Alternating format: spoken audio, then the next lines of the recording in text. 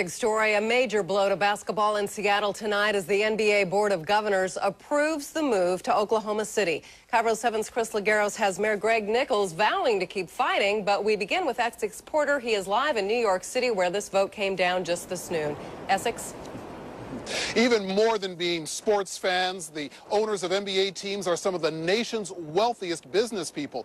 And ultimately, we are told they made a decision they feel is best for the NBA's business.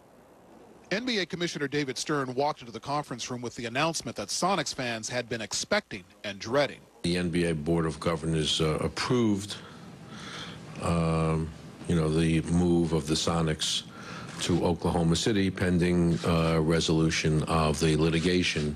At times, Stern has had harsh words about the city's fight to keep the Sonics at KIRO Arena, but today praised the city and its basketball fans. Seattle is a first-class city whose fans historically have been terrific fans and still are. But if even great cities with great fans can lose their longtime team, what does that say to other cities?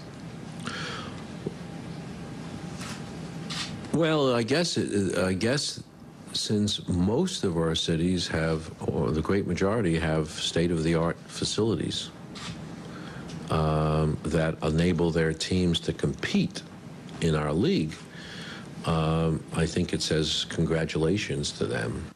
Oklahoma City owner Clay Bennett walks away with a triumph, but not from questions about his motive.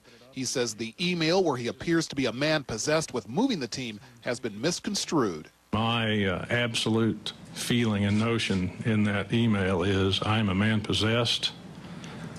I am only beginning. I will do everything I can to get this done in Seattle.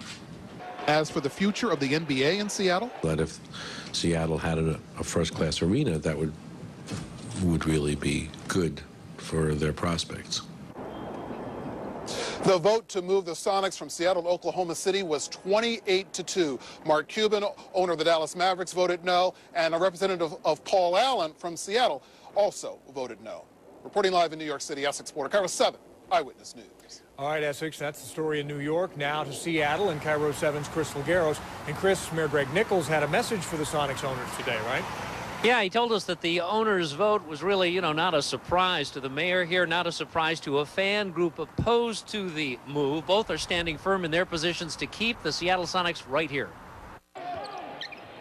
NBA owners may say it's okay for the Sonics to move to Oklahoma City, but Seattle's mayor isn't about to give up the team without a fight. The Sonics have a valid lease with the city of Seattle through 2010, and we intend to enforce that lease. The city ready to go to federal court this June to keep the team playing in KIRO Arena. Sonics owner Clay Bennett has offered $26 million to settle the lease dispute. Mayor Nichols making it clear he's not interested in any buyout. We know that the longer that team is here, the better our chances of having a long-term future with the team in our city. The mayor convinced that both private and public funds can be raised to renovate KIRO Arena so that the team and the city can make more money. But for that to work, he says, Sonics owners have to be committed to staying here. We don't fault Oklahoma City for wanting to have a team. We just aren't going to let them have ours. The group Save Our Sonics says let Oklahoma have a new expansion team or one from a failing market. That would be better than wading through court challenges from all those opposed to moving the team. But this isn't the end of the game. This is the start of the game. There is a lot of lawsuits left to go, and if you like watching LA Law or Court TV, you're going to get your fill over the next couple of years. We talked to Sonics fans on the streets of Seattle this afternoon, got their reactions to both the NBA owners' vote and to the city's response, and we will share them with you. That's new at 6 tonight. Reporting live in Seattle, Chris Lagueros, KIRO 7 Eyewitness News. All right, Chris, a few more details now. On top of the city's lawsuit, which will be heard in federal court June 16th, Bennett is also facing a class action lawsuit filed by season ticket holders. Former team owner Howard Schultz plans his own lawsuit. He says Bennett didn't make a good faith effort to secure a new arena as he promised.